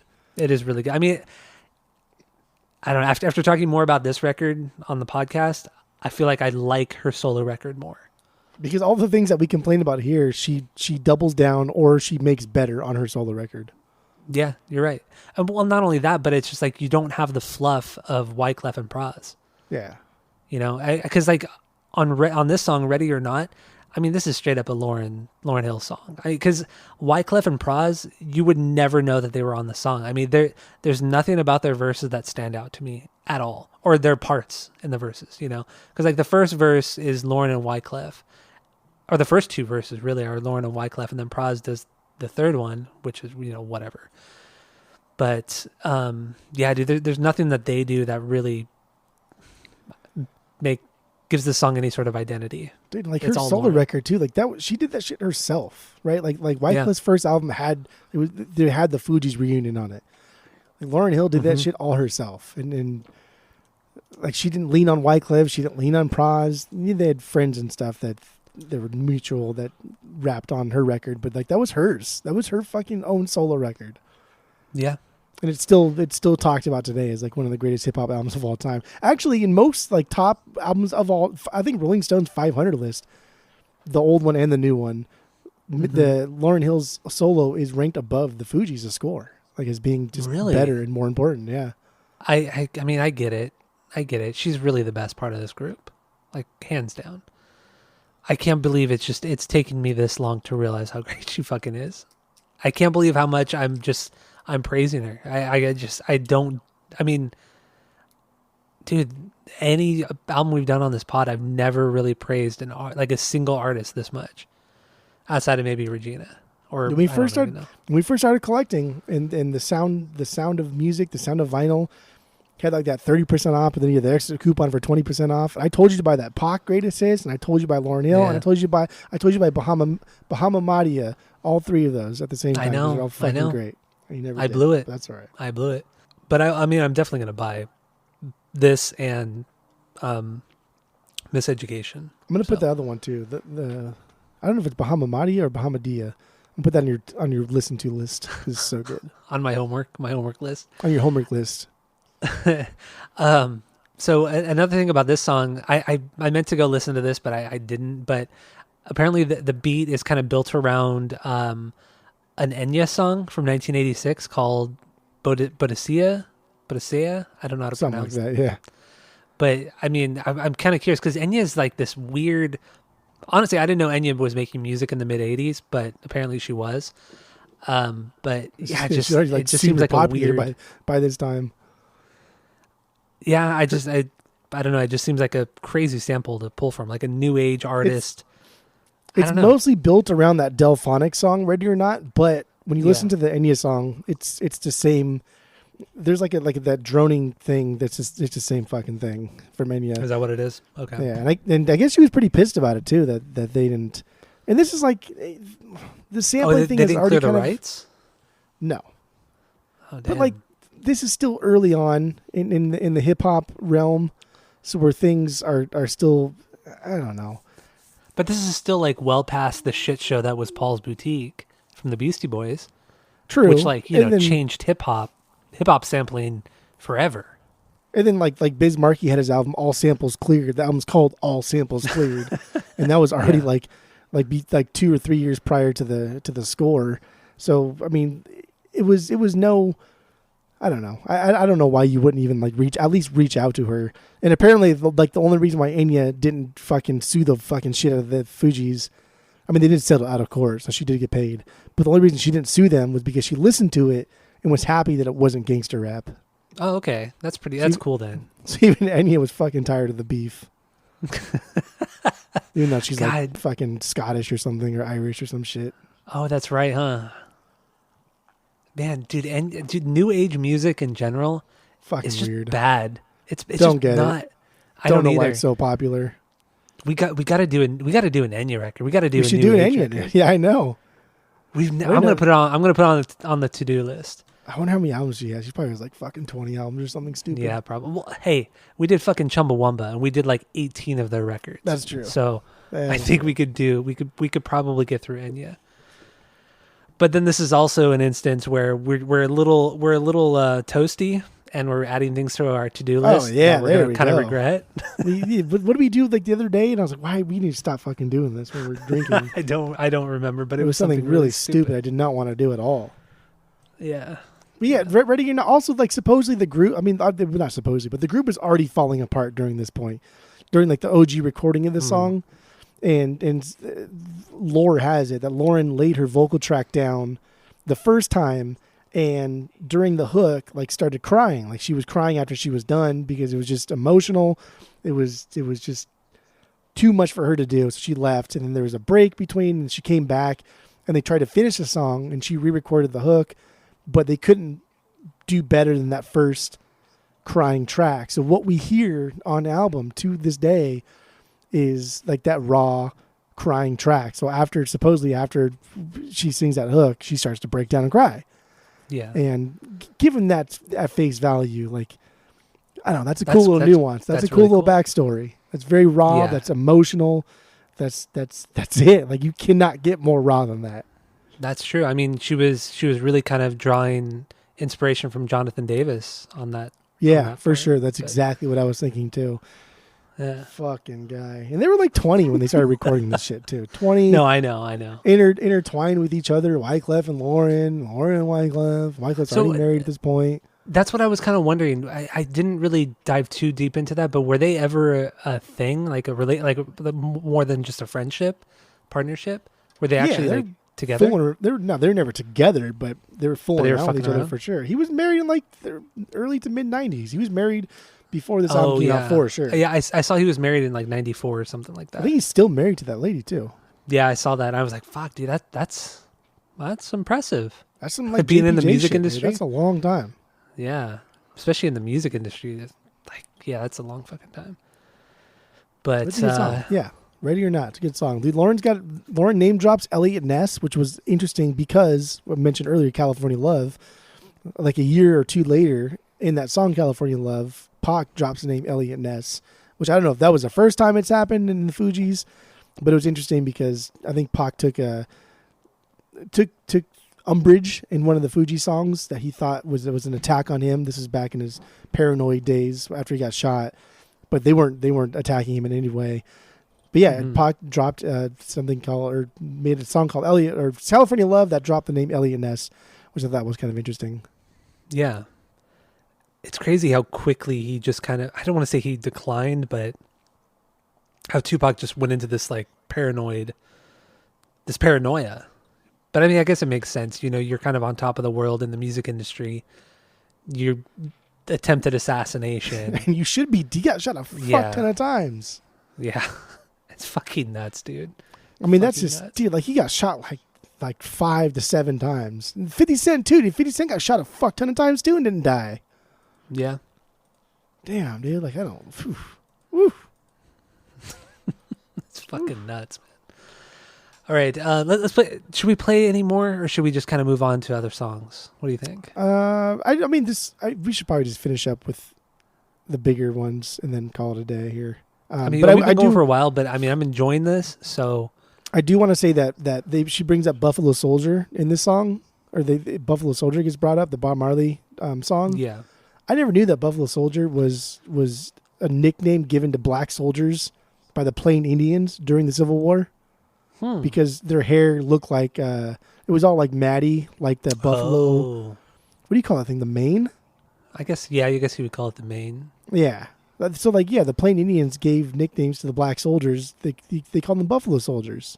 Wow, I didn't know that. That's actually really, really interesting. That's super interesting, right? Like I don't know. It kind of makes Buffalo Soldier the song kind of cooler. It kind of does, right? Wow. Okay. Damn, dude, history is fucking wild, which we've talked about off the pod, but yeah, it is really wild, especially just in America because we think we've come so far, and we really have in so many ways. But it's like, man, dude, things have been so bad for so many people for so many centuries, and we just don't even ever like acknowledge it in any way, except in just these little, brush it under the rug. These little bits and pieces, which are like we don't need to like have a whole fucking course on why everybody's awful all the time. Like, oh my god, get over yourselves here. But like it's fun to talk about. But we shouldn't be learning history like you and I. We shouldn't have to learn history through Fuji songs of our own fucking country. You know what I mean? Yeah, yeah. Like God forbid I don't know the quadratic formula, which I still kind of think I know the quadratic formula. Like why the fuck do I know the quadratic formula, but I don't know an accurate history of like the Civil War? I know. It's so fucked up, man. So annoying. But keep trusting your government. They know best, right? Yes, sir. Anyway, let's move on to another song.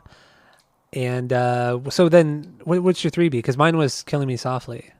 The only other top 5 I have here, I think we talked about all of them, but Fuji Law is another top 5. That's my 4, and then my 5 is The Mask. And then 6 was Zealots. So, I mean, we could wrap it up with Fuji Law. Yeah. Dude, this is another song. This is another song that samples Ramsey Lewis from that same fucking album I was telling you about, Funky Serenity. Why didn't you say something before we potted so I could have spun it and then because I was hoping and praying. Because I even mentioned it like last week or a couple weeks ago. I was like, when are you going to listen to the album? Well, I know, but if it's in direct relation to this record, you should have fucking told me. Well, God damn it. Well, you dropped the ball. You're right. It is my fault you not listened to an album that I gave you. This is your specifically fault. To listen to. That's okay. This is your fault because you knew that I should have been listening to it, but you willfully did not tell me to listen to it. This when song, you know it could have benefited the episode. This song's interesting because it also sounds very, like, for me, it's got a very Wu-Tang feel to it. Like, it's very Wu-Tangy. Okay. I don't know, that kind of... I don't even know how to describe it, but that's what I feel. I didn't get Wu-Tang on this one. I got Busta Rhymes. Because when the beat drops really... Because it drops super fucking hard, and then Wyclef drops into that verse, and the way he's rapping with that heavy beat reminds me a ton of Busta Rhymes. And then you have the sample. I don't know what it is. I forgot. I guess it's Ramsey Lewis, right? Yeah. The sample, it reminded me of like a 50s Disney movie, like Peter Pan or like Sleeping Beauty or something like that. Like it has a very kind of springtime kind of big band orchestra feel from like an old Disney animated movie. If that makes any fucking sense. Interesting. I like it. But it's a very like, I mean, it's such a small sample. So, I mean, I don't know, but obviously it's Ramsey Lewis, but I got it like a Disney kind of feel to that sample. And I feel like that kind of, that happiness of the sample with the heaviness of the beat and the way that Wyclef drops the verse, it's a great opposite effect. So I really liked it a lot. I like that a lot of, I don't know if it's just us, our age group, where we grew up, whatever it is, but I like that a lot of these beats are stemming from things that we perceive as kind of like innocent. Because even, I mean, I don't like a lot of those early Disney movies just because I think they're bad movies, but you do associate so those wrong, early... Man. Dude, no. Sleeping Beauty's fucking trash. Absolute trash. Dude, I love Sleeping Beauty. Because you're fucking trash. That's fine, though. You don't like Snow White either? Snow White's fine. Snow White's fine. I dig it. But Sleeping Beauty's awful. Cinderella's great too. When we did our little rankings that we never even got through, our Disney rankings, Sleeping Beauty was, I think, my bottom one, if not like bottom three. Just not good. I mean, what's weird is you and I watched all of the Disney animated movies and we ranked them all, but we never talked about them. I know. Why did we never talk about them? I don't know. I think we couldn't quite agree on like which ones are we ranking, and then it's just like it spiraled because there's all these like offshoots, especially in the 90s, and it just I don't know. Yeah, we don't have to go down that rabbit hole right now. And because we both agree that Mulan's the greatest anyway. So like what's the point even having the show? Mulan is like mid-tier Disney. That's animated Disney. Whoa, that's so wrong, dude. Do you know where I think it really veered off was like, should we add the Rescuers Down Under? Yeah. Should we add? I think it was like the mid '80s or the late '80s where we were like, oh fuck, should we add this to our overall rankings of the Disney animated stuff? And then like you said, the '90s, there were like the sequels, like within a couple of years, there were the 3 Lion King movies, the 3 Aladdin movies. Ridiculous. Yeah, it was a lot. Yeah. Anyway. Yeah. So I don't know. I think overall it's interesting that I mean, at least for me, and you said it kind of right here. There's a lot of beats that just evoke like this perception of like innocence, this childhood innocence. And I don't know if that's like intentional from the Fugees if they did all this stuff, or if that's just me being nostalgia and saying more into this album than maybe there was. I don't know. I think this. I just thought that was interesting. I mean, when you think about it too, I mean they grew up, in the 60s and 70s, TV was a thing, but it was, 4 channels. You watch like Disney movies, it was Disney. Had a fucking TV, yeah. Yeah, if you had a TV, you know what I mean? It was just like Disney was very prominent in people's childhoods. Even when you grew up in like more underprivileged areas, Disney was still huge. And at the time in the 60s and 70s, you were watching a lot of the older stuff, from the stuff from the 40s and the 50s and obviously 60s, but it was, it was your Cinderellas, Sleeping Beauties, all that kind of stuff, Peter Pan.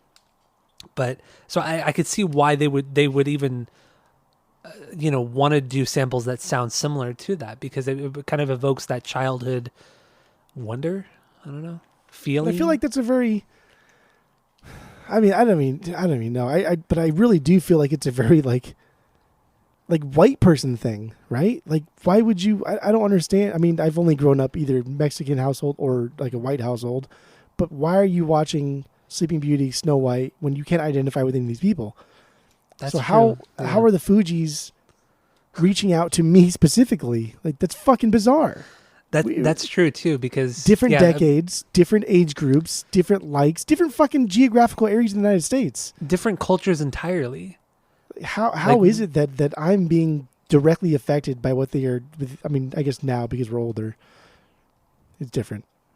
Maybe it's bizarre. I don't know. It's fucking bizarre. I think it's super interesting.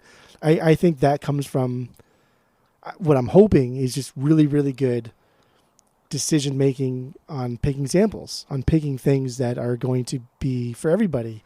And the Ramsey Lewis thing, man, like Funky Serenity, that album is very, very funk based, but it's very much like Herbie Hancock meets like funk, but then like a lot of keyboards. And that's something that I would never have listened to prior to like record collecting. I would never would have dove into that. Just never would have. I don't know why I've thought, this Ramsey Lewis record that I have, why I keep thinking it's like this like blues rock thing.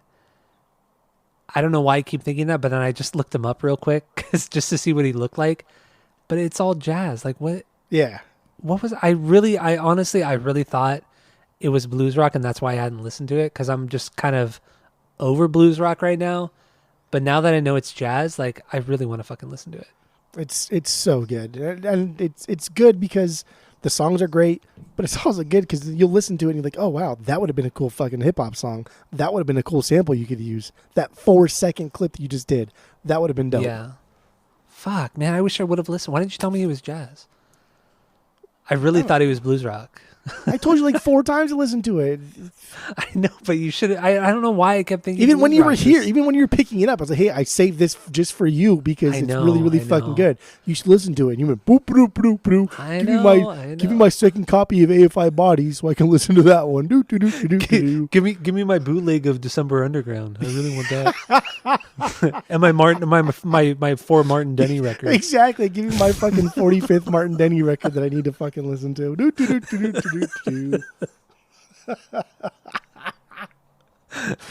Oh my god, dude, my bootleg of fucking December. I'm the worst. I'm the fucking worst. I love it. So good. Oh shit. Holy fuck. Yeah.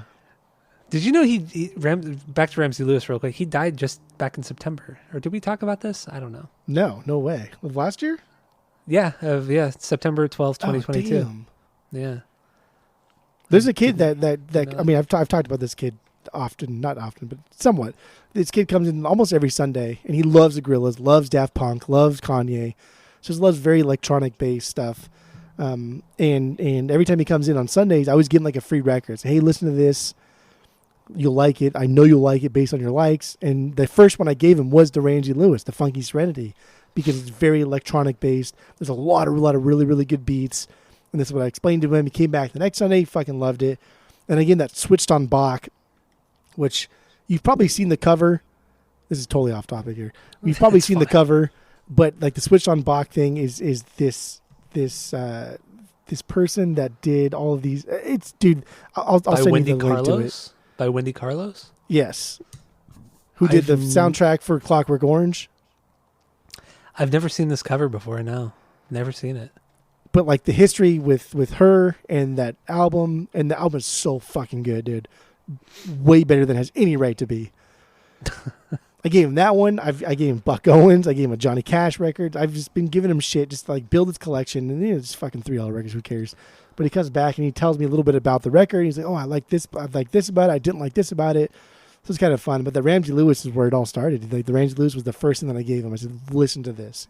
You will like this. And he loved it. That's so cool. Like, God, I wish I had somebody like that when I was a kid to show me like, oh, you should do this outside of like my cousin. But that was always like one, like, tunnel vision or narrow-minded stuff, just hardcore punk, whatever. Yeah. I wish I had somebody that would like introduce me to shit like this. Yeah. God damn. I mean, it's hard to find people as great as us because people are very narrow-minded and we are not. We're the best. We are arguably the greatest. Yeah. Yep. Absolutely. Yeah. So Fugees.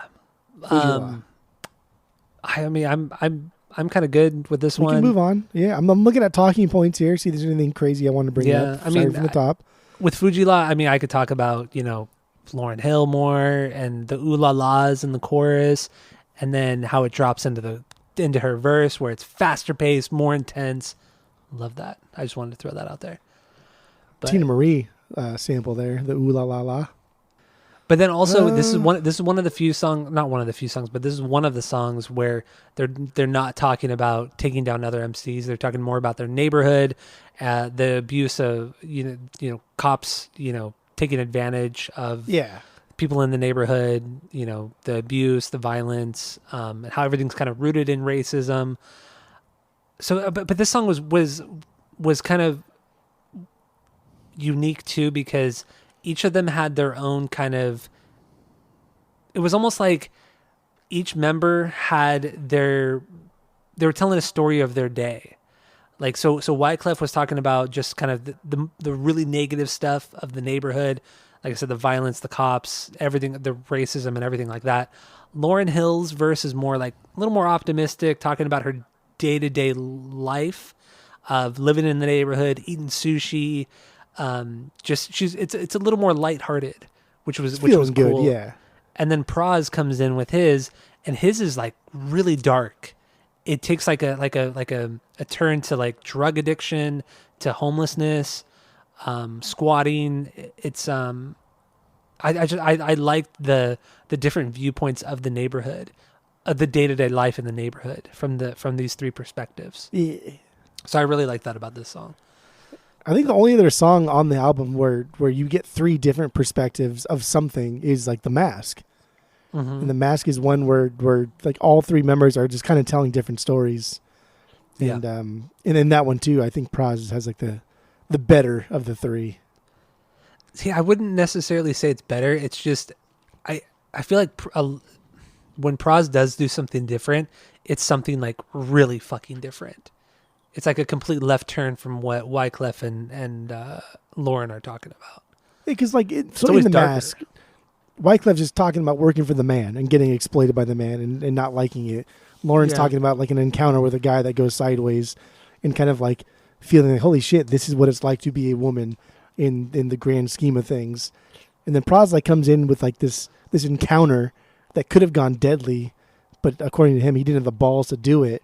And then he realized he was just listening to too much gangster rap, which is kind of cool because it kind of shows like the disillusionment of the scene of gangster rap. Like you listen to so much gangster rap, you start to think you're a fucking gangster, but you're not a gangster. Because I mean, that whole genre kind of romanticized itself. It made it seem like, oh, this is fucking cool. Let's all fucking do it. Well, there are fucking movies about it. Yeah. Oh, yeah, exactly. It was all over MTV. I mean, as much as they say, oh, it's censored, it's terrible, this and that, but yet they would still play it all the fucking time. Come on. It got eyeballs on the screen. It sold products through the advertising. Of course. Yeah. That's silly. But no, you're right. The Mask was another good example of the different perspectives from each member. And one of the few times where Praz is actually kind of highlighted in a song. I have one more thing, and then I'm good for the rest of the episode. But The Mask, it samples a song called "Nights in White Satin" by the Moody Blues, and the Moody Blues is a band that I don't give a fucking shit about. Just boring C-tier blues rock from the 70s era. Just don't care. But like, holy fuck, man, that sample was so good that I listened to the song. And the song's really, really fucking good. Really? Okay. Now I'm going to go back and listen to a little bit of the Moody Blues. Probably the greatest hits for now, and then go from there. But god damn, dude, that bass line is just, it's unreal. It is unfucking real. So I didn't listen to the Moody Blues song, but what I wrote about this one was, okay, first of all, the wonky bass line, which you said is in the Moody Blues song. So that wonky bass line's great. That is the Moody Blues song. Okay, that is so that is. Also the vibraphone, the vibes. Come on, dude. You know me. I'm a sucker for the vibraphone, for the pills for the pills. Sucker dude, for the vibes. And it's such a small part of the song, but it's there. And then the melodica too. I love the melodica because it's so rooted in dub music, and just the combination of those three things makes this song. It really sets this song apart, and I love that. I love that about The Mask. And the lyrics. I thought the lyrics were one of the better parts of this record as well. It was good. It was cool. It was cool to see all three of them do a little bit something different, something a little bit deeper, and not just name drop, but actually like tell a story. Yeah, they're actually really good at telling stories. Yeah, in the verses, I that's their strong point, and I really wish they would have focused more on that rather than talking about dominating the scene or taking down other MCs. Because God, dude, that's so fucking 80s hip hop, golden era hip hop. It's just so dull and boring. And so yeah, then let's wrap it up. Let's give our final thoughts, and then we will rate this record based off of our world famous 3-point rating system, where 3 is a perfect album, 2 is a good album you're going to continue to listen to, 1 is a bad album but give it a shot, and 0 is the worst thing you've ever heard. So what do you got? Go. This was surprisingly good. I did not think this was going to be that good. I think "Killing Me Softly" is a great song, but I thought this entire album was going to sound like that. And I was a little nervous. So listening to their first album and how raw it was, how kind of DIY, how kind of bad it was, but like in a good way, how innocent it was. Yeah. I was kind of looking forward to this. I was like, how the fuck do you go from your first album to "Killing Me Softly"? That's fucking bizarre. And they did it well. This entire album flows nicely. The sequencing is great. The skits, I don't even care if they're problematic. Fucking funny, dude. That Chinese restaurant skit was so funny. It was so goddamn funny. His voice, it's so bad. Like, he's not even trying to be like imitating Chinese. It's not normal. At all. Not at all. Oh god, it was good. It was funny. But I don't think these guys are great lyricists. I don't think they are trying to be great. I think they're just trying to show that they're tired of the fucking gangster rap. They're showing that they're not. They don't like. Not everybody has to be gangster rap in the mid '90s, and so I think that because of that, because they took a chance, because they started singing, because they're talking about things that are not gangster rap, because they're getting political, because they're not cussing. There's a lot of reasons why this is great, but it's because of the times. And again, if this came out 2 years after or 2 years before this album actually came out, it wouldn't have hit as hard. '96 was just a fucking year. It was just a year. This came out right before Pac died. Mm-hmm. But then their last single, the last 2 singles maybe came out right after Pac died. So this was a big deal. This was a big deal, and the world was watching. The world was watching because gangster rap, good God, man. That was a spectacle.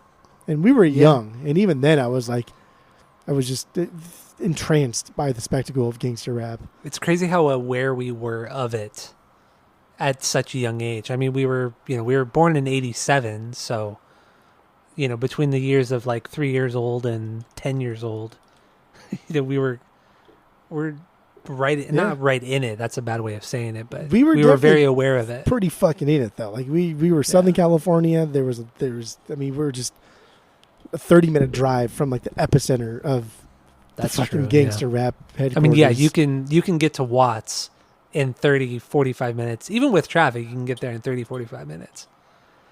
So it was I mean, or just even like that part. I don't remember what year it was. Remember that kid Matthew Shepard? The gay guy who they beat to death, right? Yeah, that was in the 90s like the mid 90s. That was shortly like 97, right? That was like shortly after this height of the gangster rap era. And not that it's anything to do with it. Yeah, but that's what are you relating? What are you? Because it's just another high profile case of somebody who's very, very young getting caught in the hype of other people that are really, because people that beat him were also very, very young. So we're all very impressionable in the 90s. And like I dressed like a gangster in the 90s. I wanted to be a gangster because I thought it was fucking cool. And I hung out with all these like uber like gangster Mexican kids that I don't know what happened to them now. But like it was romanticized. Like that's what I wanted to do in middle school. And so it's just, man, the Fugees, I wish I would have got more into them in the 90s because that would have been nice.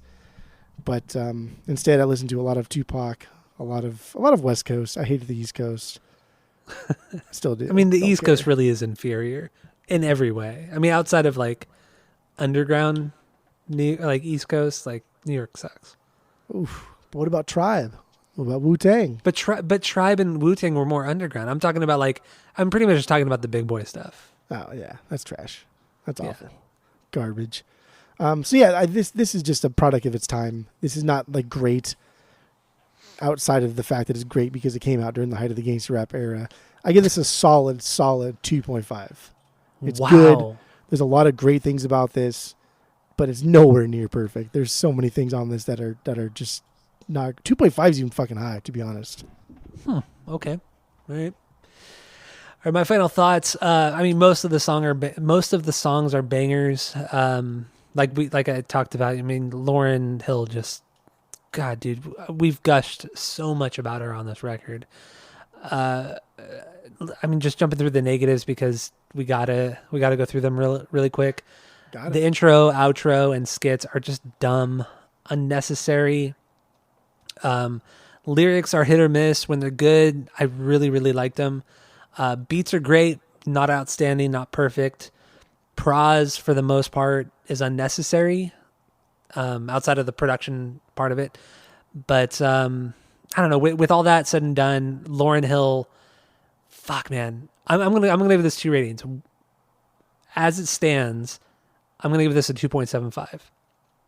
You take Lauryn Hill out of this, it's a 1 out of 3.